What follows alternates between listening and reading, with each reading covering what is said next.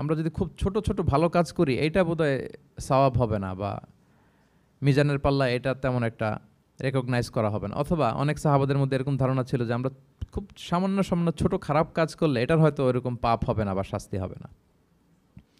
তো ওনাদের মনে যখন এরকম একটা ধারণা তৈরি হলো, তখন আল্লাহ তাআলা এই সূরাটা নাজিল করেছেন। বিশেষ করে এই সূরার শেষের 2 আয়াত, যেখানে আল্লাহ তাআলা বলছেন ফামান ইয়া'মাল মিসকালা যাররাতিন খাইরান ইয়ারা, যে না তোমরা ছোট্ট ভালো করলে সেটাও দেখতে পাবা সেদিন তোমাদের আমলনামাতে। ওমান ইয়া'মাল মিসকালা যাররাতিন শাররান ইয়ারা, এবং ছোট্ট খারাপ কাজ করলে সেটাও তোমরা তোমাদের আমলনামায় দেখতে পাবে। তো সাহাবাদের এই চিন্তা, এই ধারণাটাকে ভুল প্রমাণ করবার জন্য, তারা যে ভুল ধারণা করছেন এটা বোঝাবার জন্য, জানাবার জন্যই আল্লাহ তাআলা বেসিকলি সূরাতুল জিলজাল তিনি নাজিল করেন। এই সূরাটি কোরআনের ধারাক্রম অনুসারে 99তম সূরা।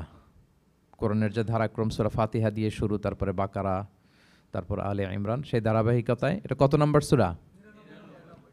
99 নম্বর সূরা। এবং সূরাটি মাদানী সূরা। কি সূরা? আমরা জানি কোরআনের সূরাগুলো 2 ভাগে বিভক্ত, কোনোটা মক্কায়, কোনোটা মদিনায় নাজিল হয়েছে। যেটা মক্কায় নাজিল হয়েছে সেটা মাক্কি, যেটা মদিনায় নাজিল হয়েছে সেটা মাদানী। তো জিলজাল হচ্ছে মাদানী সূরা। এই সূরার আয়াত সংখ্যা হচ্ছে 8। আয়াত সংখ্যা কত? 8। আল্লাহর হাবিব সাল্লাল্লাহু আলাইহি ওয়াসাল্লাম এই সূরাটাকে একটা কম্প্রিহেন্সিভ সূরা বলেছেন। জামে মানে সূরা, খুবই কম্প্রিহেন্সিভ। কম্প্রিহেন্সিভ মানে হচ্ছে ভেরি প্রিসাইজ ইন ওয়ার্ডিং, শব্দ কম, কথা কম, কিন্তু এটার আবেদন, এটার এক্সপ্লেনেশন অনেক বেশি। এরকম একটি সূরা, ছোট্ট অল্প কয়েকটি আয়াত দিয়ে সূরাটা আল্লাহ তাআলা নাজিল করেছেন, কিন্তু এটার আবেদন অনেক বেশি। এক বয়স্ক সাহাবী এসে আল্লাহর হাবিব সাল্লাল্লাহু আলাইহি ওয়াসাল্লামকে বলল, ইয়া রাসূলুল্লাহ, আপনি আমাকে কোরআনের একটা সূরা শিক্ষা দেন, কোন সূরা পড়ব? তো আল্লাহর হাবিব সাল্লাল্লাহু আলাইহি ওয়াসাল্লাম বললেন, যাওয়াতুর র, মানে আলিফ লাম র দিয়ে যে সূরাগুলো আছে এগুলো পড়ো।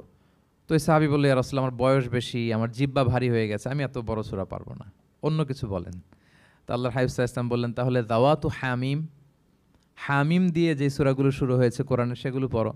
বলতেছে, ইয়া রাসূলুল্লাহ, এটাও পারবো না, আরও সহজ করে দেন। তো তখন আল্লাহর হাবিব সাল্লাল্লাহু আলাইহি ওয়াসাল্লাম বললেন, তাহলে আল মুসাব্বিহাত, মানে সাব্বাহা ইউসাব্বিহু দিয়ে যেই সূরাগুলো শুরু হয়েছে তুমি এগুলো পড়ো। ওই সাহাবী বলে, এটাও কঠিন হয়ে যায় আমার জন্য। তখন আল্লাহর হাবিব সাল্লাল্লাহু আলাইহি ওয়াসাল্লাম বললেন যে, তাহলে কি চাও? বলতেছে, আমাকে একটা জামে মানে সূরা শিক্ষা দেন, মানে এমন একটা কম্প্রিহেন্সিভ সূরা শিক্ষা দেন যে এটা শিখলে আমার হেদায়েতের জন্য যথেষ্ট হয়ে যাবে।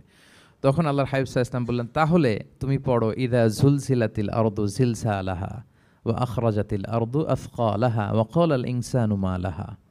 তুমি সূরাতুল জিলজাল তেলাওয়াত করো। তখন থেকেই সাহাবী এই সূরাতুল জিলজাল তেলাওয়াত আরম্ভ করলেন। উনি বললেন যে আমি আর বেশি কিছু পড়ব, শুধু এটাই পড়ব। সাহাবাদের মধ্যে অনেকের